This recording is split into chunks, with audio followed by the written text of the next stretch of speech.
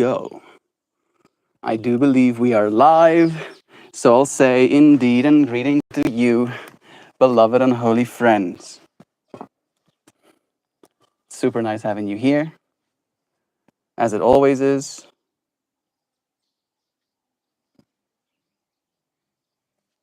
Sorry, I'm looking at notifications and stuff.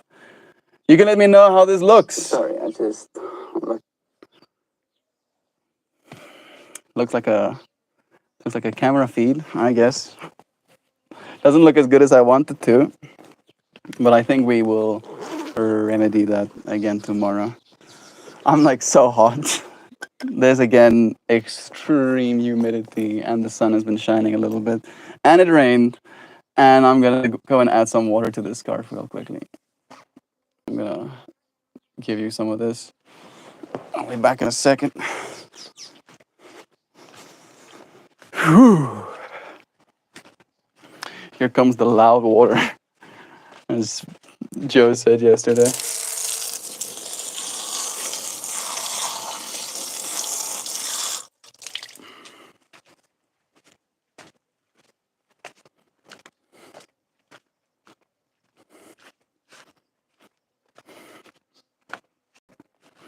There we go.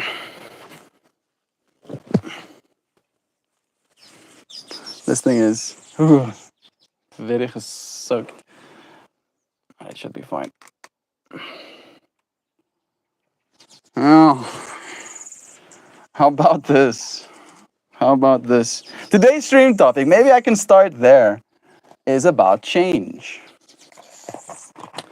Change in our choices in change, right? Today I did introduce our stream topic during the yoga. So I feel like my mind is still a little bit set on that as my frame of reference. But in that way, you cannot change the fact that you will age, right? You cannot change, and I trust that technology will help us change in that way too. But as things are right now, a gift sends, yo, I can see your gifts. I'm actually now on the official YouTube app. I'm not multi-streaming right now. And I can actually see the bits that you're sending me. Now there's retouch on. Feels like it creates a little bit of lag. Interesting. Retouch off. Now I'm more au natural. Look at the textures on my skin. Yeah, no, it definitely smooths me out. I don't know why YouTube has that built in. And then I have this feature as well where they green screen you, I believe. It's so cringe. And I don't have any of my art immediately available. Yes. I feel like I am glitchomatic. I'm built leg here. Yeah, this is my leg here. More leg building. Yeah, this is fine. Joy, new phone, who dis? New phone, who dis? It's true. I don't think the camera is up to snuff, right? I'm willing to acknowledge that. It's probably a processing thing. It's probably a matter of this phone being like worth 10% the previous one was, but that screen is not broken, right? So that's fantastic. I do think I'm still going to use the other phone as like my media device, and then this phone will be my communications device. Right. And still, the fact that this phone is half as expensive as it would have been just to fix the other one. Like, that doesn't really make sense to my brain. Like, there's a processor, there's RAM and memory, there is Bluetooth and Wi-Fi and cellular antennae, there is a camera, 3 different camera modules, the wiring and the processing, there's a whole battery, and they even gave me a charger brick alongside this one, all for $160. I mean, I'm live streaming right now, right? For $160, sign me up. I mean, I've already been signed up, I guess. No going back now. Looks like you're floating in the ether on the green screen. I'm glad you're still, yeah, you can still kind of use your old phone. Exactly. It's not pushing buttons at least. Jovan's phone was like pushing buttons for her and like dragging down her notification bar while she was trying to type. It's broken in a way that it hurts my eyes to look at it. It's not broken in a way where it's not a phone anymore. I'm getting cooked. I'm still getting cooked here. Like it's so hot. I wonder if it looks that way. Maybe if I don't say anything, it'll look cooler. That's totally how it works, right? Like this scarf is like adding so much water to my body. I don't know if you can see, but this is now sticking to me. And like the water is now just the same temperature as everything else is. Starts manically screaming. Starts patiently breathing. These birds are loud. They're very vocal. They're being heard. And I have stacked myself a Dynavap. There might be a little bit more bud for another, but I might go and get myself some more. It's nice to have you friends here. My phone became a TV and calling people randomly and sending shitty text messages. I think I had like one like that as well, where Jovan, I think, sent me like a video of her showing me something, right? Like her being in the office or something like that. And like my phone just died at that point. And I was like telling her that I think it might have been a button that I pressed accidentally on my watch trying to access my notifications before my phone died. And then it just comes no. Right? Like you send someone something and all you get back is just a no. Stop it. It's kind of funny. Bless again. I'm like so hot that I feel like kind of frustrated.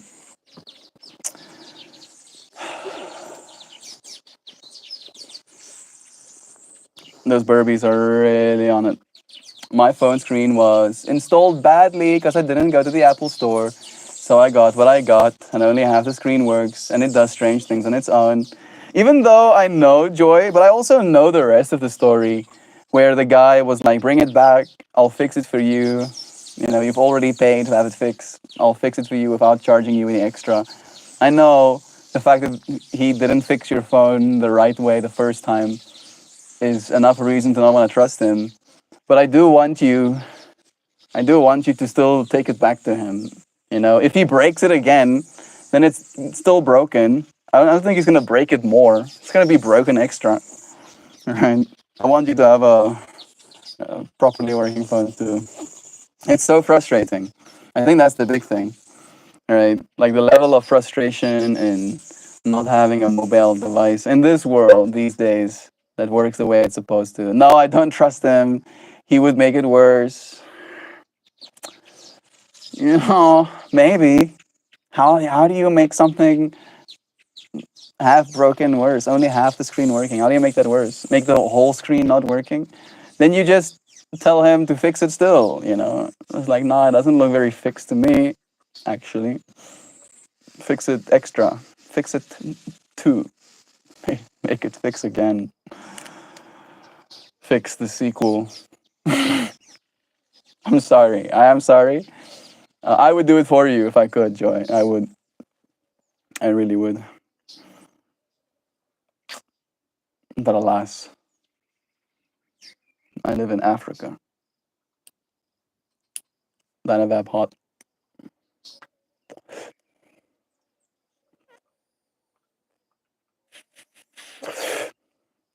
I can see the little gems you sent as well. I don't know if you know that, Chauvin, but on the multi-streaming app that I use, I do not get access to this information. I believe Google has had something going where if you get more than three, there, I just got more. Oh, the gifts. Love is true. If you get like more than three gifts on a live stream in a month, they double the amount of money that was sent by the people sending it. I don't know why they're doing it. I'm guessing they're doing it to incentivize people to, or for the creators to incentivize their audience to start. I don't know, but it shows me 20 little gems. And I believe they're going to give me 40 gems. I don't know what 40 gems are worth, to be honest, but Uh, Huzzah, YouTube. Fix it to electric Bugaloo. Yes, fix it to electric Bugaloo. Right? You get to have that whole saga. Driving more. I just got 70. I wish I could see the gifts for longer than a split second.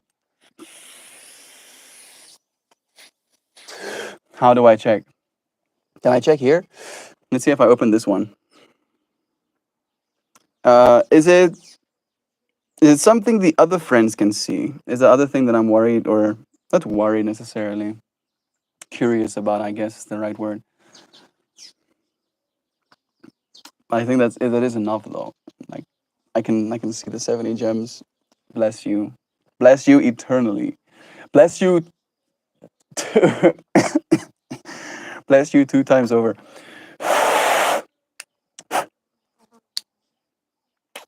That is technically spent enough. But there is still medicine left in there. I know. I do know. Blink and you miss them. They only show up for half a second. I think that's also, I can barely even see them. And I'm sending them. Okay.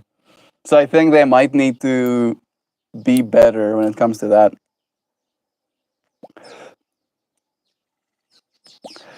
Talking about, there's still a lot left in there.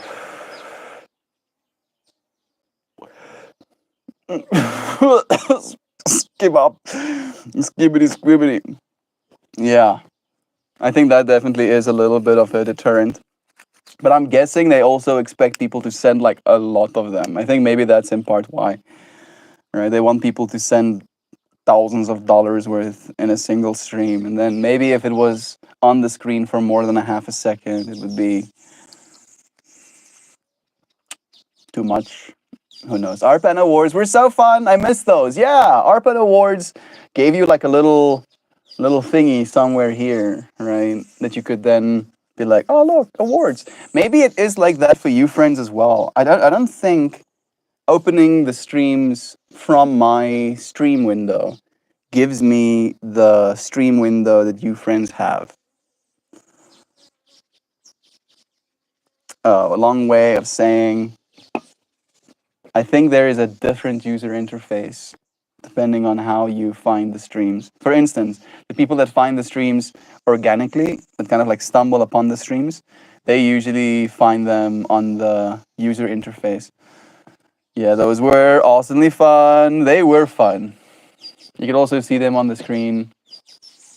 They became a part of the whole thing. And then, of course, I don't know if you friends had that side of it, but if you were a creator and you got awards, your phone's gyroscope got used. And then almost like little pieces of something floating in a liquid, you could like move them. If you turned your phone upside down, all of your awards would fall to the top of your screen, and then vice versa. It was super fun. But the creators did not get any of the reward money, right? You were technically just paying ARPAN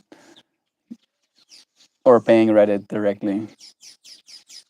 The fact that YouTube at least wants to share some of the revenue with you is it's a little bit better. That part I like more. You know, the awards are technically worth something, at least on this side, or they're called gifts, YouTube gifts. Yeah. Alas, it is not. The YouTube gifts just float off into oblivion. Yeah, maybe we should send them a message. Maybe I'll send them a message. Watch. I'm going to send them a message right now. I'm going to be like, oh, wait, YouTubes. You were gifted the channel membership. Who did that? Who gifted me a channel membership? Must have been Jovan. Pretty sure it was. I'm getting all my setup in mirrors. Was it on here? I think so. Let's type in gifts. Gifts. Yeah, turn on gifts. Gifts are turned on. So yeah, here it goes. Gifts sent to you on vertical live streams could get you a bonus of up to $1,000 per month.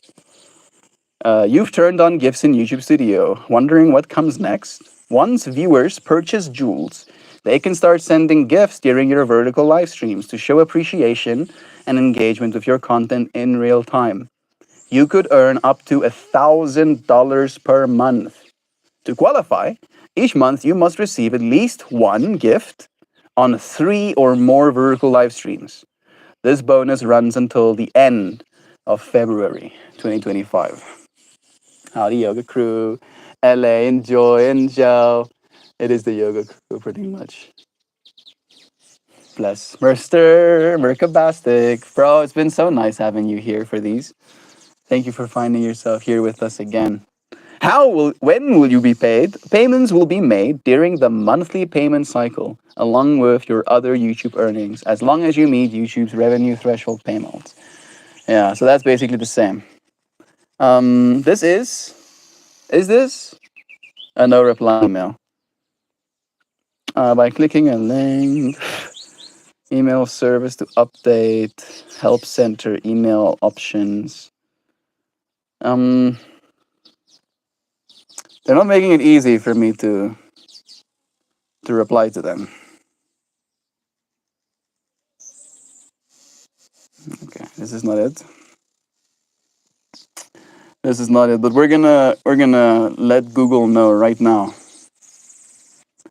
Google's public-facing YouTube suggestions email.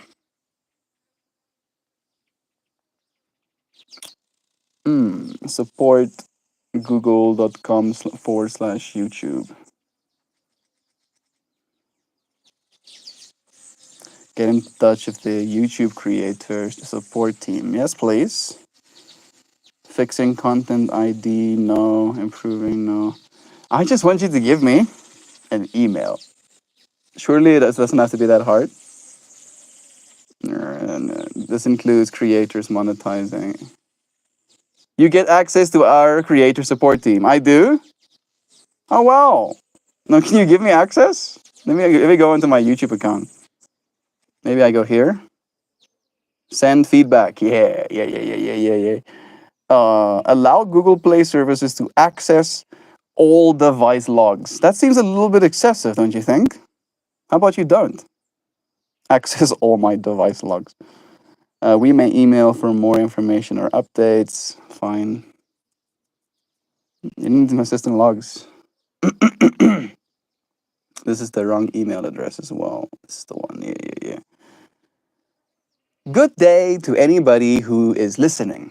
I'm sending an email to let you know that me and my community have a few suggestions about how we're supposed to use the gem reward system. We used to... Oh, bro, it stopped listening to me a long time. I breathe. Patience in. I exhale. Compassion out. Good day, and thank you for listening. This email is sent with the intention of adding some feedback and guidance. I come from a community on Arpan. That was where I originally started streaming. And they also had a reward system in the same way YouTube has now implemented the GEMS reward system. My community has some feedback on that. And one of that pieces of feedback, okay, it stopped listening, but we got a piece at least. I'm gonna have to, not our pan, our pan. I'm gonna put in brackets Reddit so they can think about it a little bit more. Good day and thank you for listening.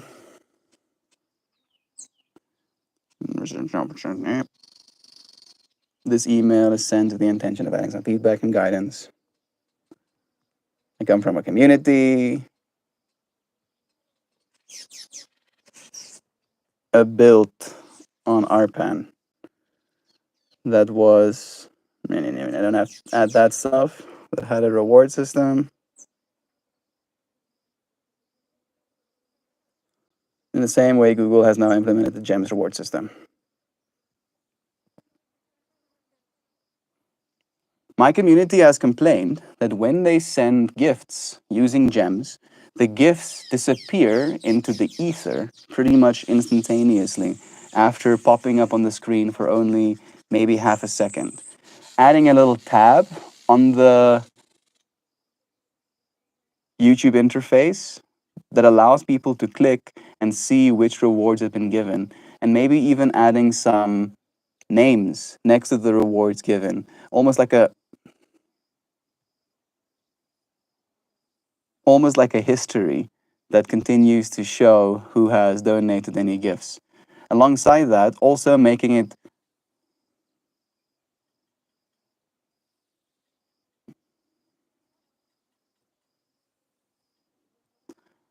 alongside that, we also would like the ability as creators to be able to click on a tab and see who had gifted us rewards and which rewards they had gifted us so that we can appropriately thank our audience if we have been given rewards.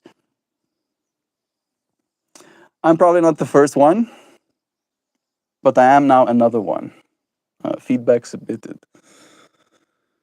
Let's hope that lands on someone's listening ears.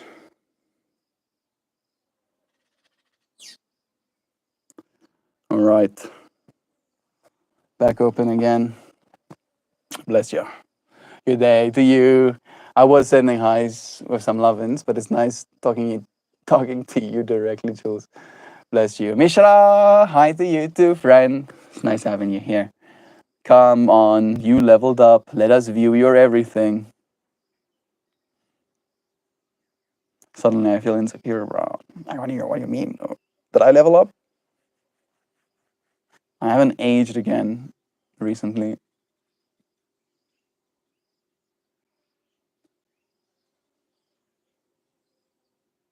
But I do feel a kind of leveling up did occur. A certain mode shift. And I think it was change that I needed. Right? I found myself very stuck in a certain narrative in my own head, believing something about my circumstances. And I had to almost implement a strategy, right, of rebalancing my interpretation of my experience. And upon doing so, I feel a lot better. You know, we had like a few conversations over the last few days about that as a concept. Maybe I can read yesterday's poem. Maybe that will add some context. This is the flower. I love the way this flower turned out. I am biased, of course. But this one looks good. This one looks real good. Okay, I'm maximally saturated. And yesterday I was wearing clothing that had like black infill alongside pattern, like this one too.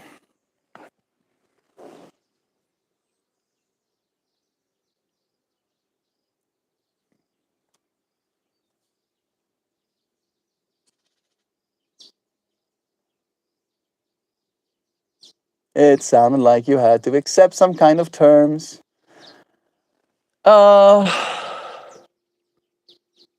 yeah, it was kind of like that, Merkaba. I did kind of accept a certain type of terms. Or I came to terms with the flower has jungle vibes. This flower has jungle vibes, right? The green and the darkness. So much HD. So much resolution all the way up close. Yeah. I love this. I'll show you, friends. Okay. Now I'll read you the poem that it was associated with. It's called The Weight of 1,000 Winds. Damn. That's a lot of wind to be weighted by. 1,000 of them? Goodness. How much is 1,000 winds? Is it a wind still if it's just a small little gust? Or is it only a wind if it is heavy? Feel it. The gentle tug of joy, the searing pull of grief, the hum of love, the sting of loss, every whisper, every roar, all the winds that shape the soul. What is a life if not the endless ache of being alive? Aching for connection, for wonder, for beauty so bright that burns. Even the void is not empty, it presses on us, urging us to fill it with feeling. There is no escape from this tide. Every laugh echoes with its fleetingness, every tear gleams with the promise that it too will pass. Even anger, sharp as flint, sparks against the night, illuminating the shape of who you are. Do not curse this fire. It is the language of your becoming, the melody of a world that sees you, the proof that you belong. What a gift to feel, to hold both the unbearable and the divine in the span of a single breath. So take it all, the storms, the silence, the unlit days. Let them carve their mark on you, for they are the map to somewhere beautiful, not ahead, not behind, but here, where you have always meant to be, where you have always needed to be, technically. So you needed to be here, right? Here, right now, where flies might get in your personal space, right? And being in this exact space, feeling these exact things, allowing these winds, these weights, right, to come onto our experiences and then fall off again. I feel we grow more capable, right? I wanted to say we grow strong, but I feel strength is overrated, right? Capability, right? If you told me I'm strong enough to lift a car, right, I would be impressed, sure.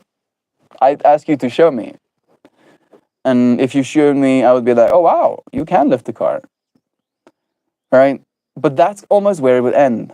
My fascination will stop soon after. I'll still probably be thinking about it, but your capacity, your capabilities won't expand that radically. Sure, you'll be able to lift heavy things. You'll be able to do hard work, right? But if you have more capability, if you have equipped yourself with skills so fantastical that you can lift the world, not just the car, right? Now we're talking.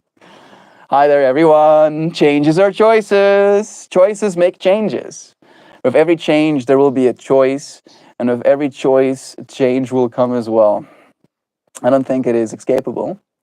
So it's just a matter of trying to make the right choices, for ourselves and for those we love. Trying to take care as much as we can of one another. Trying to steer each other in the right direction. Trying to encourage each other to make the right choices. Thank you, friend. Just thank you for joining me, for choosing to be here. You are loved. You are a joy to this world. You are so very appreciated.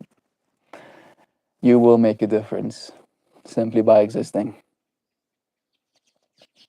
Simply by existing.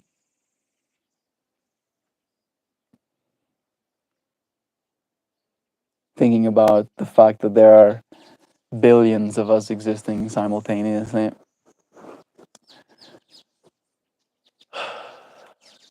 It's so hard for our heads to wrap around what that means. So much collective human will, right? All of us in the same boat, in the ultimate extreme, floating through the ocean that is infinity. Quite ridiculous. Speaking of changes and choices, Melt, is what you're wearing during the stream what you've been wearing all day, or do you change clothes for the stream? So I shower basically midday, to answer you, Nancy.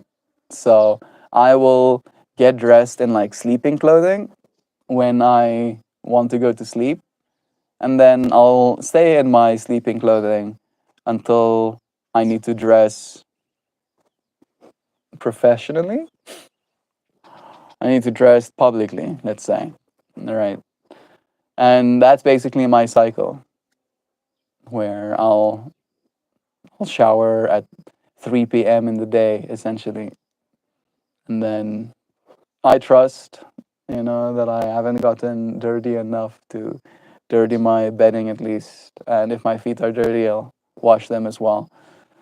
And then I shower the next day again, and then after I've showered, I basically get dressed in this way. Yeah. Changes and choices. And that is something that I did change, right? When I was working, there would be a showering in the morning before you go to work, and then a showering in the evening when you come back from work kind of pattern. And it would also, be a part of the reasoning. You almost bargain with yourself how much time you can spend sleeping versus how much time you have to allocate for making sure you can get showered and stuff in the morning, and how much time you're gonna have to spend driving.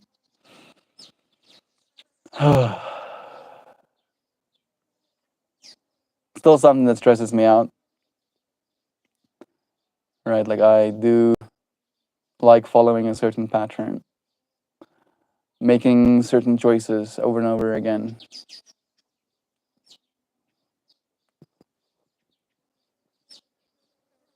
But to give you some context, maybe this is not what you're asking, Nancy, but one of the things that I've noticed about myself is that because I don't dress the way that I'm dressed right now, right from the beginning of the day, it limits my choices. Right? It will limit what I'll be willing to do. For instance, I wouldn't really feel comfortable appearing on camera in my boxers and my baggy t-shirt, right? Not because I think there's anything shameful about it, but just because it's not really the attire. If I came to your house, right, and in a way I did, if I'm on your cell phone right now or on your TV or one of your devices, in your space, I came to your space. You did invite me in, sure, but in that way I have respect for you, and I would like to at least be semi-dressed in that kind of circumstance. Why did I lose my train of thought? Where was I going with this point? Oh yeah, oh yeah. So reiterating, then when I don't dress like that, it's almost like I don't want to do any more recordings. For instance, I feel I should probably be recording a lot more video for the channel. So much more, right? A lot more. And the more I think about how much more I need to do, the more I realize it's even more than I anticipate. And I feel it's almost like I'm doing it on purpose. It's like I'm only getting dressed later in the day so I don't have to do anything like that. You ever find yourself doing something like that?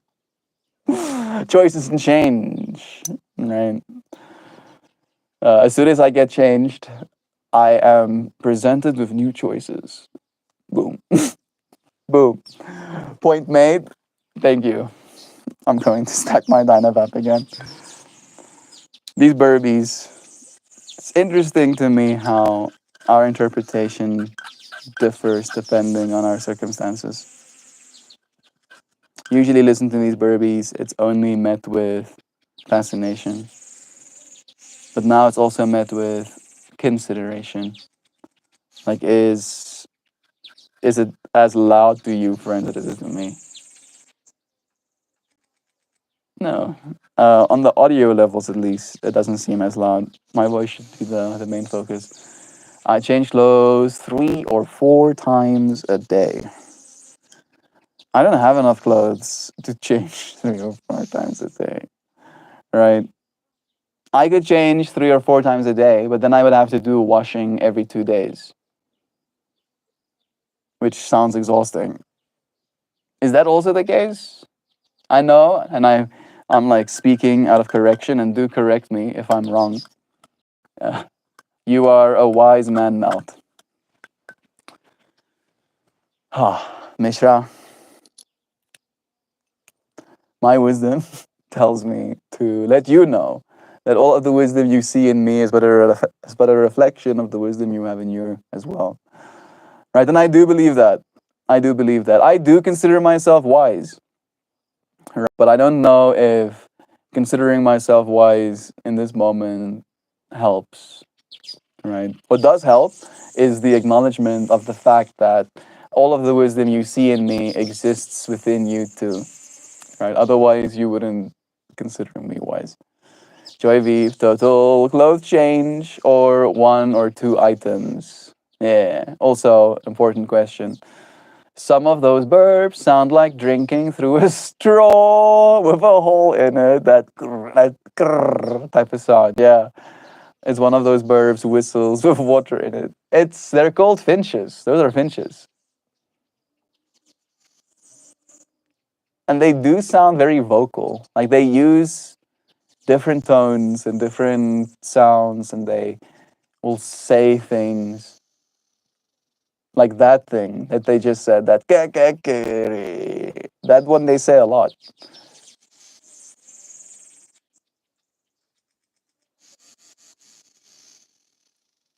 Some interesting sounds. Like I wish I understood. Maybe I don't want to understand. Maybe if I understood, I would be plugging my ears even more. Yoga fit to morning clothes to work clothes. If I need to be on camera, comfy jammy to naked for sleeping, and then I do it again the next day. Yeah.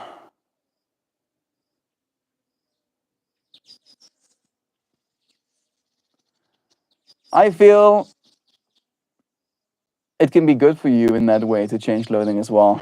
I think it's bad if we have to like buy excessive clothing, and I'm also thinking about the water usage and wearing more clothing. Right, from the perspective of if everybody was doing the same thing, would that be the best thing for everybody? And in that way, I don't know if it necessarily would be, but not everybody wants to change their clothing 4 times a day. And to the people that do, I can acknowledge the value in that as well. Hey, great blue heron. Good day to you too, dear friend. I don't think I've seen your username before. Are you new? If you are, welcome. It's nice having you. Today's stream topic is about choices. AI Wisdom Hub, more new friends. Today's stream topic is about choices, but specifically how we are changed by our choices. How our choices brings on change. How we do not necessarily, it's Esrog. Okay, I know you, friend. Bless you, Esrog. It's nice having you here. How, we do not really have control. We cannot choose for there to be no change. However, we can choose what to do about the change. We can choose what we do as people despite the change. And in that way, I was like talking about it directly as it relates to yoga, right? Like this body, without gene editing, without, machine engineering of our bodies, without micro machines and stuff like that as well, right? Like, and that's gonna come, it's coming. But before it's here, we do not get to choose how this body changes. However, in practicing yoga, for example, or exercising, you give yourself body, you give yourself as a body different choices, right? If you're living a completely sedentary lifestyle, right? And I'm saying completely, like you never go for walks, you never give yourself like any like heart race experience. You're giving your body the choice of almost like telling it like, hey, I don't really use muscles and stuff, right? This thing, muscles, it's just using energy.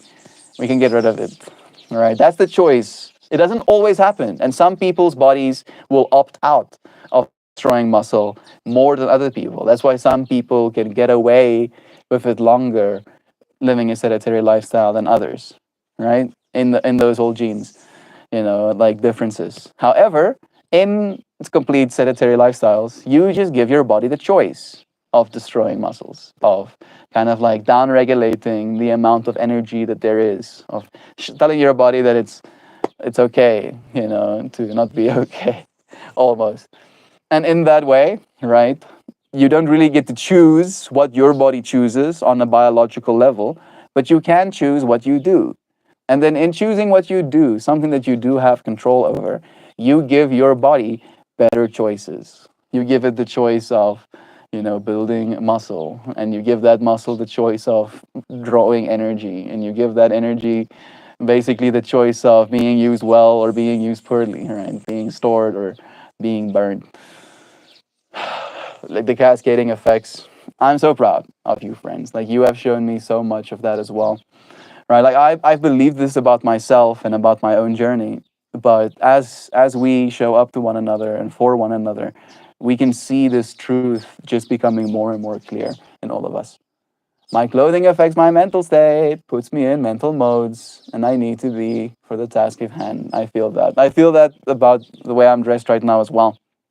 I will wait till gene editing 2.1 to make my decisions. I think that's good. It's already happening. That's the thing as well. So gene editing 1.0 is being experimented on right now. Hey Google. No, no, no, no. Let's talk to a language model instead. And we'll turn on the internet web searches. Can you please scour specifically the medical world and as it relates to all of the things that are being done with CRISPR gene editing? Tell us about the trials, tell us about the successful curings that has happened, and tell us about the timeline. How far is widespread gene editing going to be available? Now that I've searched that, I believe widespread gene editing is no longer than 5 years away, right? Because our AI literally knows how to fold proteins now, like we are pretty bonkersing it out there. CRISPR gene editing has rapidly advanced from a groundbreaking laboratory technique to a transformative medical therapy. Here's an overview of its current applications, clinical trials, regulatory milestones, and projections for widespread availability. Clinical trials and applications. Since the first trial in 2016, it's been 9 years now. We're going on a decade of CRISPR having been in clinical trials, where CRISPR was used to edit immune cells to combat cancer. The technology has expanded to address various genetic orders, notable applications including blood disorders. Yeah, the sickle cell peepers, right? Let's see. CRISPR-based therapies have shown promise in treating conditions like sickle cell disease. They know lies. Show promise, not showing promise, curing people, right? They're going from being sickle celled, like their body not getting enough oxygen because their blood cells literally cannot transport it throughout their bodies, and like that registers as like extreme pain all over you, to being cured. I think with like 90% or 95% accuracy. Like I wish they gave us these numbers as well, because we know this, like we got the data now. Also, transfusion-dependent beta thalassemia. I don't know that one. These therapies involve editing patients' hematopoietic stem cells to produce fetal hemoglobin, alleviating disease symptoms. Huzzah! Cancer. Clinical trials exploring CRISPR's potential to enhance immune cells' abilities to target and destroy cancer cells. They're taking our T cells, right? So they're taking your DNA, essentially. They're taking your body's T cells, your immune knowers, right? If your immune system knew things, your T cells are like the library or the librarians of the knowing of things, right? So we can take our T cells and then teach it. Be like, hey, T cell. And you can take like samples of the person's cancer and be like, hey, T cell, look at this dude. You see this cancer guy? You see him? And he's like, yeah, I see him, right? Biologically, I'm butchering it right now, simplifying it. And then it goes, when you put it back into your body, it teaches all of your other T cells, like, hey, bro, I heard about this cancer guy, and he's an asshole. And then they're like, oh, wow, we got that cancer guy like on Sector 4. And then everybody goes to Sector 4 and Gaddies that cancer to death. Huzzah, gene editing.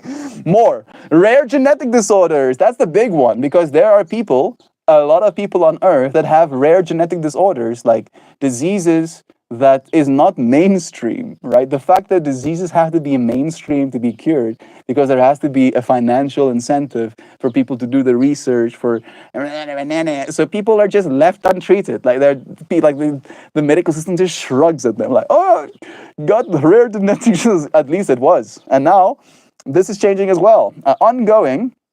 Research is ongoing using CRISPR to correct genetic mutations responsible for various rare diseases, with several trials in early stages. The regulatory milestones. In December 2023, the US Food and Drug Administration, the FDA, approved Casgevy, hexagamglogene autotemcel. It's not stem cell, there's no S. Autotemcel, the first CRISPR-based therapy for treating sickle cell disease in patients age 12 and older. Yeah, that's the one I was talking about, right? That's one of the big ones. Like, and again, there was no treatment other than literal opioids. You had to give people like pain drugs just to bear with the pain of having sickle cell disease. And now they're like getting properly cured. Like the therapy has been approved. This approval marked a significant milestone in gene editing therapies. Despite these advances, several challenges hinder the widespread adoption of CRISPR-based therapies.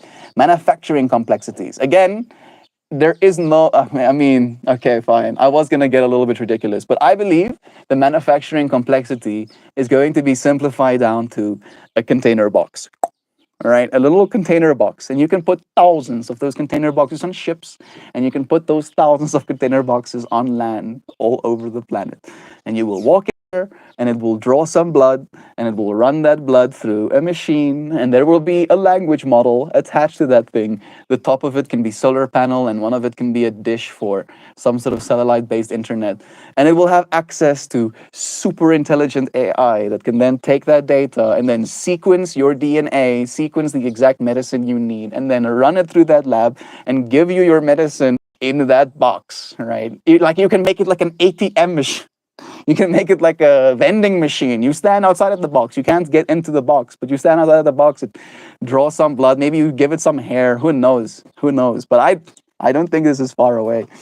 The process of extracting, editing, reinfusing patient stem cells is intricate and time-consuming, limiting rapid scalability. It is. It is intricate and time-consuming. It's true. That's why we need to make more. We need to make more of the things that do the intricacies and the time-consumings, right? Same like computers. If we had to count every single math that gets done for just like one frame that is displayed on, like, let's actually do that. Hey Google, can you tell us the amount of math that needs to be done to calculate the exact brightness levels of a single cell phone's LED screen? Probably will take us a week, of like our smartest people calculating exactly which brightness level needs to go where for there to be like one slice of this stream, Yeah. It's giving me like, oh, there's a bunch of questions. Let's just go by averages. Assume a bunch of things. It's like, but I need this information and that information. Okay, 16 by 9. Yeah, that's average. Good. 2.4 million pixels. 7.3 million LEDs. No, it kind of like fell apart with what I was asking it. What I'm trying to make is, if we expected human beings to do the time-consuming and intricate part of all reality, we would still be in the Stone Ages. Okay, cost with treatment. Yeah, this is like the big bottleneck right now, is that it is still rabunculously expensive, with treatment costs ranging from $2 to $3 million US. Affordability and insurance coverage remain significant barriers. Yeah, put the boxes everywhere. Patient his Patient hesitancy, concerns about long-term safety, potential side effects, and the novelty of treatments contribute to the cautious adoption among patients and healthcare providers. Yeah, yeah. I'm almost getting like riled up. I want these things to happen faster. Right, like what's stopping us? Hesitancy? Come on, bro. Come on. Let's stop. Not gonna lie, I don't. It freaks me out a bit. I have seen the damage of man's helping what is natural, bro. It's not natural to have sickle cell disease. So, I'm on the mind, heart, coherence, healing vibe now. I feel you on that. I feel you of that. But there are babies born with genetic diseases, right? Like they're born like I don't think their mind heart coherence is the problem. I think the fact that they have genetic anomalies that can be corrected for is the problem. It was my only hope.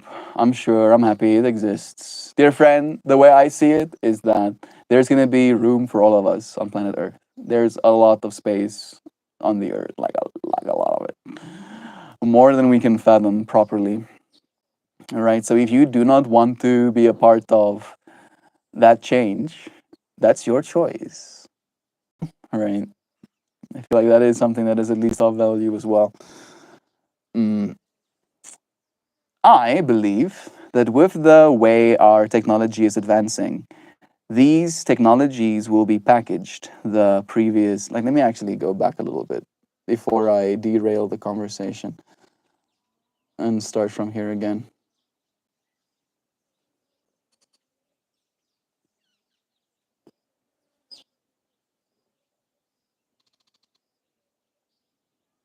Mhm.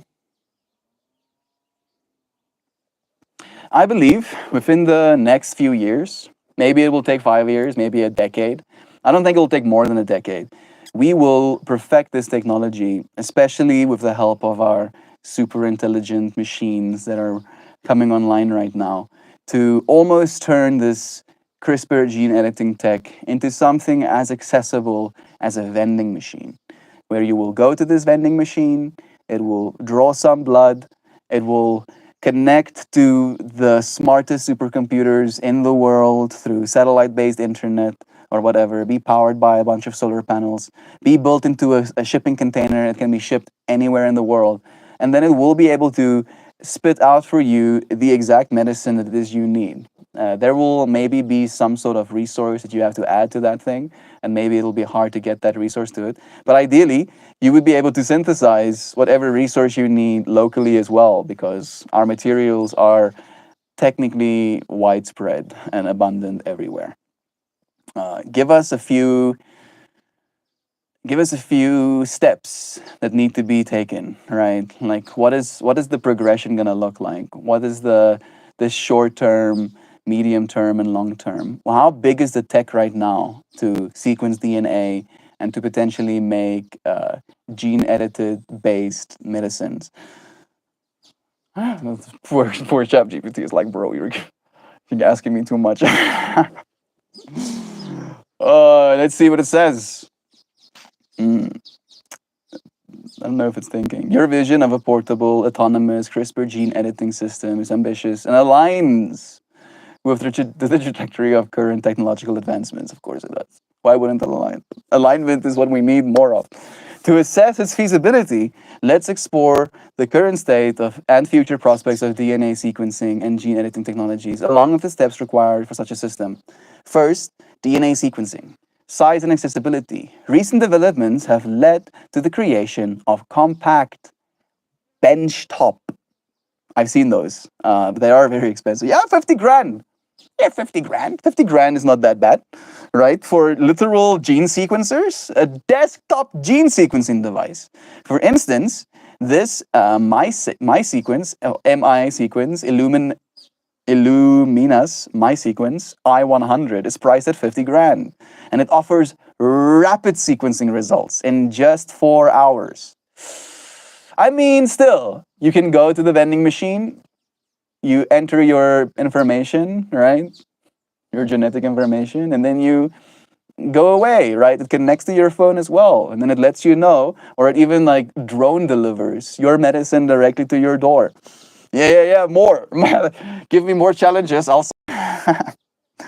Okay, 4 hours, making it more accessible for smaller research and testing laboratories. The cost of sequencing a human genome has decreased significantly from approximately 300 million US dollars during the Human Genome Project to around $1,000 today.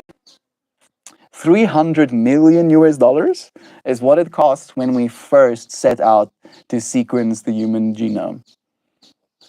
And it costs $1,000 today, right? And I trust that 10 years from now, it's going to be $10 a person, if not less. Technological advancements. CRISPR-based tools have evolved to enable precise gene corrections without cutting DNA, enhancing safety and efficiency. Yeah, we can like do CRISPR gene editing with come on with the like the oxidase groups on the outside. Epigenetics, right? So instead of editing the actual genes, we switch off gene pairs or switch on gene pairs by non-invasively just activating gene sequences, right? Like almost if you were like, oh no, don't touch my genes, right? And like by like cutting it apart and putting new things in, like you don't want that. I don't want you to mess my zipper up, for example. Now we can like still have that zipper and then just do like a little thing like that with our gene editing, right? Maybe, for instance, myostatin. Maybe you have a myostatin deficiency and your body doesn't build muscle the way it's supposed to. You go there, it just like adds a like a methyl group. There we go, a methylization group, right on your DNA, and then suddenly you're significantly better off because of it. Market growth. The global CRISPR gene editing market is projected to grow from 3.4 billion in 2023 to 7.5 billion by 2028. It's pretty lackluster growth, indicating a rapid adoption and development. Fine. I was hoping for more like 3 billion to like 300 billion, but fine. Rapid growth. It's like basically double. Double in like 3 years. Double in 2 years. That's okay. That's significant. Significant enough. Short term. Develop portable devices that integrate DNA sequencing and CRISPR-based gene editing capabilities. Enhancements in nanopore sequencing technology are paving the way for such portable solutions. Huzzah! The technology is being built. Enhanced devices capabilities to include automated sample preparation and data analysis, reducing the need for specialized personnel. It doesn't even really have to, you don't even have to enhance device capabilities that much. You can just have, humanoid robots or even trail or like track based. Like you don't need to enhance the machinery that much. We can do it with our current tech. Sure, make it better, make it faster, make it more accessible, but we don't need to change that much, relatively speaking. Artificial intelligence. Short term, utilize AI to analyze genetic data rapidly and design precise gene editing strategies. The combination of AI and CRISPR is expected to significantly impact medicine by improving the efficiency and accuracy of gene editing. In the medium term, implementing machine learning algorithms that continuously improve the system's performance based on accumulated data. Yeah, because we're going to edit genes, and then those people that had their genes edited are going to go and live their lives, and they will have some sort of biotech probably embedded in them as well that will be outputting the information about how it is they're doing, if they're okay. Ideally, non-localizing that information, like maybe having like limits like, oh, this is a person, male, female, other, age, weight, and then like, oh, this person had this kind of gene editing, and this is how their genes have responded. This is how they are. This is how their life has changed. And then again, self-betterment, right? it being able to actually take that data and self-improve. Medium term, for autonomous operation, developing systems capable of performing end-to-end processes from sample collection to therapeutic delivery with minimal human intervention. The 5 to 10 year long-term time frame is to achieve full automation, enabling development in remote or even resource-limited settings. Design the systems that utilize locally available materials for necessary reagents, reducing dependency on external supply chain, and incorporating sustainable energy sources such as solar panels to power the devices, ensuring the functionality in diverse environments. Regulatory bodies. I think that's going to be something that people like skip over. I think regulation is going to take a backseat. Not that I think that's a good thing. I hope that's very clear. You know, I just think people are going to care less about regulation and care more about doing something. All right, actually doing something, actually helping people, instead of just waiting for the government to kind of like catch up and be like, okay, you can help people. I now give you permission to. People are kind of sick of that, mindset. My mom worked on the Human Genome Project until they closed it here in Los Alamos. How about that? What a trip. Thank you for sharing that, actually, Merkaba. Yeah, bless your mom. Bless her for the work that she's done. I'm sorry that they closed it. Love is true. I am going to finish this stream for now. I'll see you friends again on the next one. We'll do a little bit of a horizontal one for a while. I love you, and I'll see you again soon. Goodbye, everybody. Cheers.